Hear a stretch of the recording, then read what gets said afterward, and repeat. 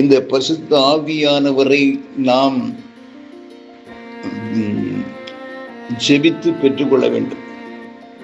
உலகத்திலே எல்லா பல காரியங்களுக்கு ஆண்டவரிடத்திலும் ஜெபம் பண்ணுவார்கள். உலக காரியங்களிலே, உலக பிரச்சனைகள், உலக பாடுகள், சில கஷ்டங்கள் வந்தால் ஆண்டவரை நோக்கி ஜெபம் பண்ணி எங்களுக்கு விடுதலை கொடுத்தார்கள், சாட்சியை கொடுப்பார்கள். அது பெரிய காரியம் அல்ல. ஆனால் மேலான காரியத்தை, இந்த பரிசுத்த ஆவியானவரை நமக்கு வேண்டும், அவர் இல்லாமல் என்னால் முடியாது என்று சொல்லி அவரை நோக்கி நாம் வேண்டிக் கொள்ளுகிற ஒரு அனுபவம் நமக்கு இருக்கிறதா? பரிசுத்த ஆவியானவர் எனக்கு தாரும் ஆண்டவரே, நம்முடைய ஆவி எனக்கு இல்லாவிட்டால் இந்த உலகத்தில் நான் பலமுள்ளவனாக இருக்க முடியாது, சாட்சியாக வாழ முடியாது, எனக்கு நம்முடைய ஆவியை தாரும் என்று நாம் விடாப்படியாக ஆண்டவரத்தில் ஜெபிக்க வேண்டும்.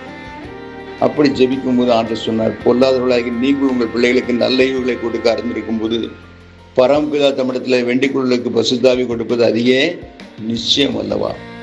பரிசுத்த ஆவியை நிச்சயமாக நமக்கு தருவார்.